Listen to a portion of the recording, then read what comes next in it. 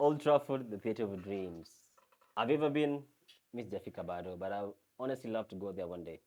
Um, but given what's being discussed right now, maybe by the time I get the chance to go there, Old Trafford will no longer be there. So, because right now the new owners, Ineos, Sir Jim Ratcliffe, speaking about whether they need to renovate Old Trafford or whether they need to construct a whole new stadium.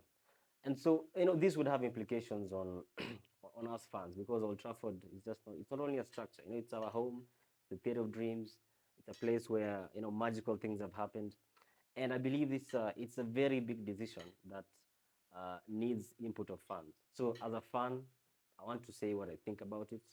You as fans, even if you're fans of rival clubs, you can tell us what you think about Old Trafford, the changes that are going to be made there because pia nyinyi mmekuja huko mmepigwa, mmekuja huko pia tumewapiga, you know. So I think in terms of speaking broadly, the major thing here that is being spoken about is finances. Okay, but there's another aspect, the human aspect. But looking at the finances, um, for Real Madrid, for example, Real Madrid spent 1.2 billion pounds to renovate Santiago Bernabeu. Tottenham Hotspur spent around the same amount, I think 1.2, 1.3 billion, to do a construction to build a new stadium, the Tottenham Hotspur Stadium, which is one of the best stadiums.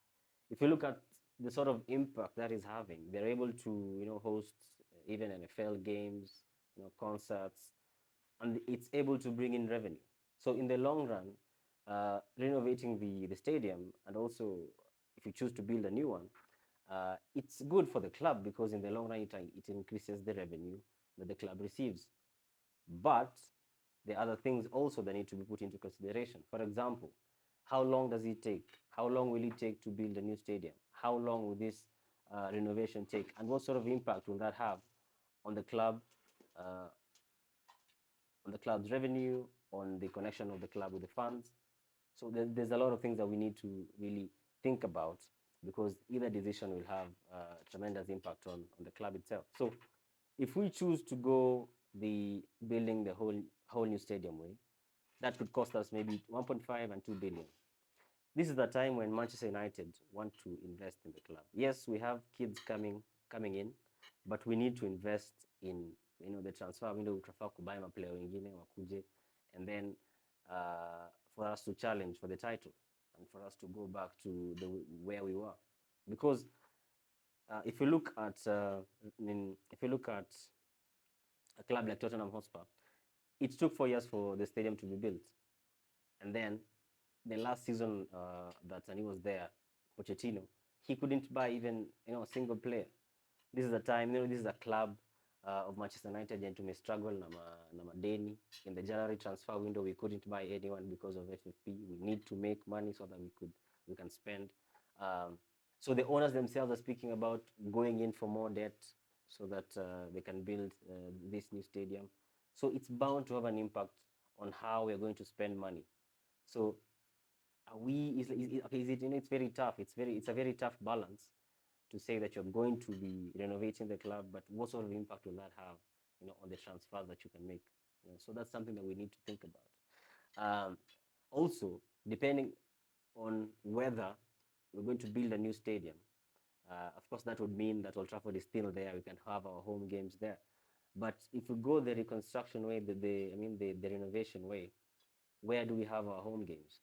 This is something that we also need to think about because that will also have an impact on our performances. Look at Spurs when they left White Hart Lane, went to play at Wembley during those times. Yeah, you could argue that they did finish in the top four because of Pochettino, but you lose an element because kuna ile element ya home. This is Old Trafford. Can you imagine you're playing Liverpool at Old Trafford versus playing Liverpool, say, at the Etihad Stadium? It's quite different. It's not the same. And so, what sort of impact will that have on our performances? Uh, and also playing our games at another stadium. Old Trafford is the second biggest stadium in England. Capacity yake ni 76,000. Capacity ya Wembley ndo kubwa 90. If you look at clubs kama Arsenal, capacity yao ni ndogo 62. The Etihad Stadium is like 54. thousand. So you have some 20,000 funds from whom you're not collecting any revenue. So that also does affect your revenue. Anyway, we'll leave the finances for the guys to speak about. Those guys who know, the higher ups, the CEOs and everything.